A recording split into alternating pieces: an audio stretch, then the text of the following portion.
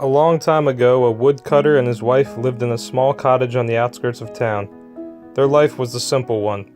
Though they lacked money, the couple was happy. The couple had tried unsuccessfully for years to have a child, with the woman growing increasingly upset at her inability to become pregnant. She began praying to the gods that she may become pregnant, with her only wish being that her child was pure at heart. Eventually, the woman became pregnant, much to the joy of herself and the woodcutter. However, this joy would not last, as while giving birth, the woman passed away, leaving the woodcutter to care for his son alone. The woodcutter loved his son and did the best to raise him. However, it was incredibly difficult, as he often worked long, tiring hours. Eventually, the woodcutter remarried, happy that he could finally have the complete family he always wanted. This woman was not the ideal wife, as although she appeared kind on the surface, evil coursed through her veins. Much of her malice was directed at the boy, as she was jealous of the attention his father bestowed upon him.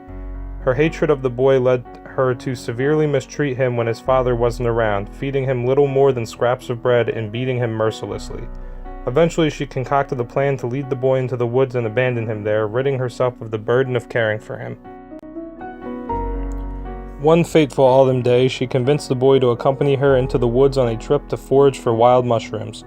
Once they were far off the trail, the evil stepmother pushed the boy into a thicket of thorns and turned around and ran as he struggled to get out of the tangle. When he freed himself, he saw that his stepmother was nowhere to be found. Bloodied and scared, the boy wandered aimlessly in the woods, unable to remember the way from which they had come. The boy spent the night alone, freezing as the temperature had dropped significantly below freezing in the night. Weakened from chronic malnutrition and the cold, the boy stumbled through the woods for the rest of the day, until at dusk he came across a seldom-used road cutting through the forest. Lacking the strength to travel any further, the boy collapsed at the side of the road and endured another night of bitter cold. When he awoke the next day, he lacked the strength to get up and resigned himself to stay on the side of the road, his life slowly leaking from his body. Sometime later, the god Dionysus came across the boy as he lay on the side of the road. Bewildered at the sight of the dying youth on the side of the remote road, the god stopped and began to speak to the boy, inquiring what happened. The boy recounted his tale of abuse and being left to die by his stepmother to the god, incurring his sympathy. At the conclusion of the boy's story, the life finally left his body and he died there on the side of the remote road. Feeling pity for the boy and sensing his pure heart, the god revived the boy and told him that because of his suffering he would grant the boy anything he wanted. The boy asked Dionysus for the ability to have anything he touched turn to gold.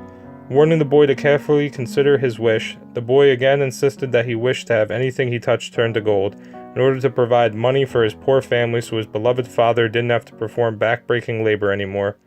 Dionysus granted the boy his wish and then pointed him in the direction of the town, where his father was worried sick about the disappearance of his son. On his way back toward town, the boy is mystified by his newfound powers.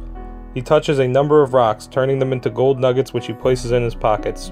As he walks along, a butterfly hovers near him. Admiring its beauty, he stretches out his hand toward it and the butterfly flutters onto his finger.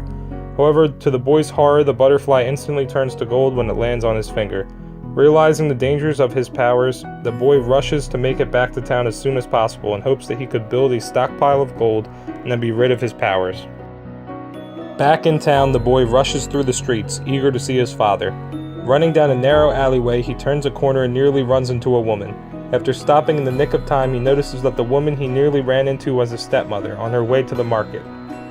The stepmother is shocked to see that the boy is alive and becomes fearful that he will expose her to his father. She feigns relief that he is alive and insists that she takes him at once to see his father, as he has been very worried about his son. As she walks the boy back to town, she makes sure to travel behind him, thinking of ways she could finally rid herself of him. As they pass by a construction site on the outskirts of town, the woman spots a large rock and picks it up, cruel intentions bubbling in her veins. The boy, suspicious of the stepmother's intentions, watches her pick up the rock out of his peripheral vision. At once she charges at him, intent upon bashing his head in with the rock. However, the boy was prepared and trips her as she reaches him, sending her falling into a shallow ravine along the side of the road. The stepmother, injured in her fall, pleads to the boy to help her, saying that she will ensure he dies if he doesn't come to her aid. Looking down at the stepmother in the ravine, the boy extends a hand to her, fully aware of what will happen if she touches him. She reaches out and grabs his outstretched hand, instantly turning herself into gold, dying in the process. The boy then travels home and informs his father of what has happened. His father is sorry that he has put his son through this ordeal, but is overjoyed that he is still alive. The two return to the stepmother's golden corpse, carrying it back to the house. The boy then turns numerous things around the house and surrounding woods into gold, accumulating a stockpile in the family woodshed. After accumulating a large stockpile of gold, the boy prays to Dionysus to take away his powers, as he just wishes to go back to living a normal life. Dionysus, hearing the boy's cries and sensing his pure heart, lifts the boy's wish from him. The boy hugs his father, and the two lived happily ever after.